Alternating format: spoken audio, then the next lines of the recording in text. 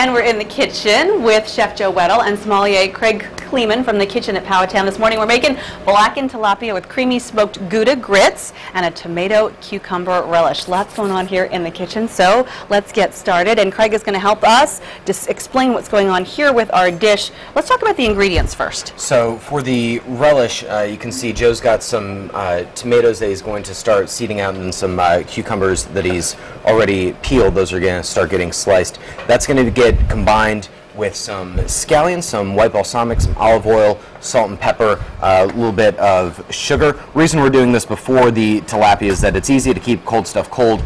Keeping hot stuff hot can have some negative consequences. So we're going to try to get all the cold stuff prepped and ready first, because the blackening that we're going to do on the fish is a little bit more time sensitive. So this is all going to be underneath. It'll be nice kind of springtimey, summertime dish because it's going to be very, very light, a lot of nice flavor, but nothing really, really heavy, which when the weather starts getting warmer, you don't really look for. Well, I like how you're telling us, as far as if you're going to make it for family or friends for entertaining, what to do first and what can wait, because when you're preparing, you know, it's hard, I think, sometimes for the home chef to make everything come together. Yeah, and time-wise. Yeah, and you have to conceptualize it in a way that what can I do now, and how far can things be done in advance, because this will stay cold, but this isn't really something you'd want to do the night before. You could do this maybe an hour in advance and throw it in the fridge, and you'd be totally fine. But anything further out than that, and you're just going to end up with your relish, instead of having nice texture, just kind of turning to mush over time. Chef Joe's got some really good knife skills here, working on really getting all the pieces really tiny. Yes, you could, and with the tomato, doing a kind of a concasse like he's doing is a little more advanced. If you try it at home, you won't be able to do it as fast or pretty as Joe, but your friends aren't going to care as much as our customers. So hopefully your people will be forgiving. That's why you have like those mandolins or whatever, those things that kind of help you. Yep, and that way you can get nice slices. You can get nice slices and then chop it up yourself. Yeah, absolutely. Nice. So what happens now? We need to get these grits going. If you could actually start stirring those guys. This right here? Yep. Okay, what's in here right now? Sorry, Chef. Oh, you're fine. In there is a cup and a half of water, a cup and a half of cream, a tablespoon of butter, a dash of Tabasco sauce, and a pinch of salt and pepper. Okay, very nice. And you did not have the heat on, but you have it right now. So am I waiting for it to boil? Yeah, we want to wait for it to come to a good boil, and then we will stir in the grits. Very, very nice. Grits, not something I'm so familiar with, not going to lie. Fantastic, good Southern comfort food. There's a lot you can do with them as well. Many people also at home will do grits with milk instead of cream, but from working in food service for a while, there are very few dishes that you can't improve with a little bit of heavy cream, or bacon for that matter, duck fat. Spoken like a true Hampton Roadshow kitchen chef. Very good. Make things taste good. So you're saying you can use milk, but you can use want milk, some really but why hearty would flavor. you? Right. And as you said, these are going to be smoked Gouda grits. If you had the Gouda in there now, it would end disastrously. That's something that you want to add at the end after you've taken the heat off. Otherwise, it's going to break. The solids in the cheese are going to separate, and it'll be kind of disastrous. So once that gets to a nice rolling boil, we'll add the grits in, continue stirring essentially just until it's done. So I've got to keep stirring, got to keep moving. Probably a good idea. In the meantime, Chef, what have you done here? Right here, we have diced up the cucumber and the tomato, added olive oil and white balsamic vinegar and a pinch of sugar and salt and pepper, and a little bit of scallion for color. It smells delicious. We're going to continue to work on this, work on our grits, and come back in our second segment and work on the blackened tilapia. Yes, very that'll busy be here. a little higher level, but we should do fine without setting off any fire alarms. All right. I'm confident that we can. Thanks, guys.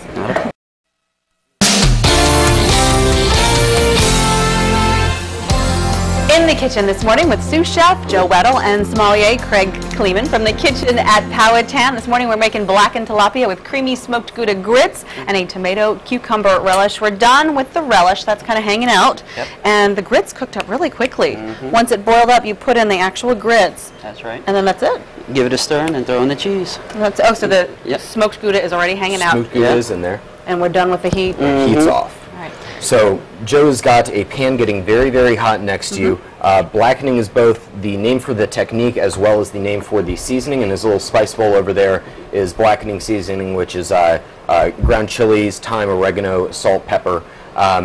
You can see he is smearing some butter onto our tilapia fillets. Did you say smearing? Yes, I Yeah, did. because he definitely is. Look at that. It's the technical term. The pan is getting very, very hot. This is not as hot actually as we would use in the kitchen because we've got a nice industrial hood system because this will give off a little smoke if you're doing it right. A nice heavy cast iron skillet, or if not that, the heaviest bottom skillet you can get Gotcha. is going to be how you want to go on this. So if you don't get the smoke, then you're doing it wrong. Probably, Okay. yeah.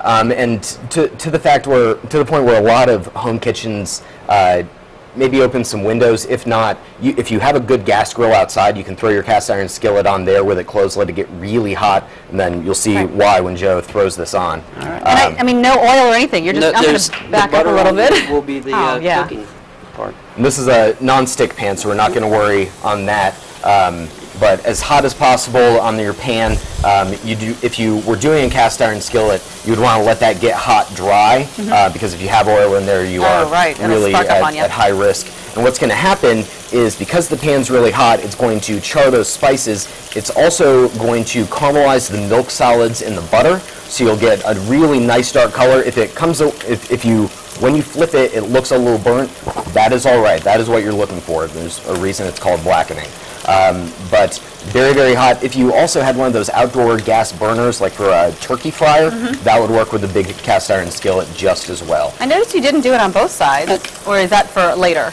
No, actually, I don't do it on both sides because one side is plenty with this spice. I mean, it's pretty strong, and just one side covers it all. That's really interesting. Okay, so that's note to self, because normally, you kind of do that on both sides, but just on one for this blackened seasoning. That's right.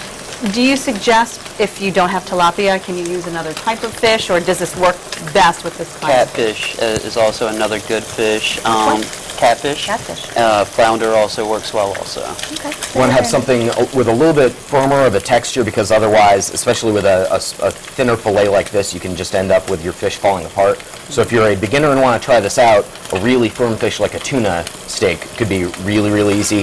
If you tried it with haddock, you might just have a big, big mess. Nice. So not really recommendable. Joe can blacken just about anything you give him. Right. But he's a chef. Exactly. Yeah. He kind of knows what he's doing. All right, so we're going to work on this and take it off the heat, put it in a pan, and then talk about some wine selections with you, Craig, coming up in Absolutely. our next kitchen.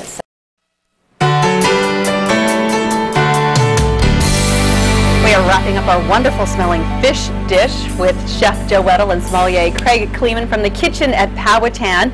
And we're almost done. Actually, the grits are finished because they were finished in our last segment. And you flipped over the blackened tilapia. That's right. I turn the pan off and just flip it over and let the heat in the pan carry it through on cooking. It smells wonderful. Great. I mean, I think part of it is that butter that, I mean, I can still smell the butter, and then the seasonings on top. That's right. What is your method of making it pretty? So for this, I'm going to start off with a nice base of our Gouda grits. Nice. Start off there, and then I'm going to take one piece of the tilapia and layer it right over top of that. And then afterwards, just take a spoonful of our relish, put it on top like so, Very nice. and that is how I would serve it. Yeah, and I mean, really a tower of flavor there. So we're looking forward to trying that. And Craig here, a sommelier, talk about some wine pairings with this dish. So fish is easy to pair with. You can pick a lot of stuff, except you have to really look at cooking style and seasonings. And with this, with the blackening seasoning and that cooking method with a very high heat, can be a train wreck with a whole lot of wines. Okay. What you'll really want to do is I've got two wines here with a fair amount of sweetness to them, because Right. most of the time with all that spice you'll end up just completely knocking the wine out of the picture, and you'd really be better off drinking lemonade for all the good that wine is going to do you. So both of these, if you want to smell these, I'm going to Right. quiz you. Okay. Both of these have a little bit of sweetness to them. One of them is a German Riesling from the Oh, yes. Mosel. The other is a late harvest Gewürztraminer from South Africa. So Riesling, most people identify with Germany. Gewürztraminer has a German name, but the grape's originally from Italy, and it's grown more in France than anywhere else. Late harvest means these grapes are actually left on the vine much later than they normally would be, so they start to raisinate. They lose water, get more concentrated sugars, and thus a sweeter one. Which of these smells more concentrated to you? This smells more concentrated. You are and absolutely very correct. Sweet Yeah, smelling. so very like honeysuckle, Gewürz means spice in German, so it's got really big aromatic profile. This Riesling has just a little bit of sugar. This would be my first pick, especially if you have people who, for no good reason, have something against sweet wines, which we encounter now and then. The Riesling is not, once you have it with the spice, is not going to taste overwhelmingly sweet. Very nice. The Gewürztraminer is going to do really beautifully too. Unfortunately, we're running out of time. I want to talk about the Kitchen at Powhatan, where it is, and the deal that you have for Hampton Roadshow viewers. So the Kitchen at Powhatan is located off of Ironbound Road in Williamsburg on the premises of the historic Powhatan Resort, open for dinner Friday, Saturday, Sunday, but we're getting a big deck put on, so look Very for nice. some weekly and perhaps lunch seating. Right. And the deal for Hampton Roadshow viewers is if you come to the kitchen and you can tell us the day that Joe and I were on and the dish that we made, so the blackened tilapia, you will receive a free dessert of your choice, and Very they are good. amazing. And it's May 16th. Blackened tilapia. All right, very good. A deal for Hampton Roadshow viewers. Guys, Absolutely. thanks very much. We're going to try this before the end of the show, a tilapia, and send it over to Ariane.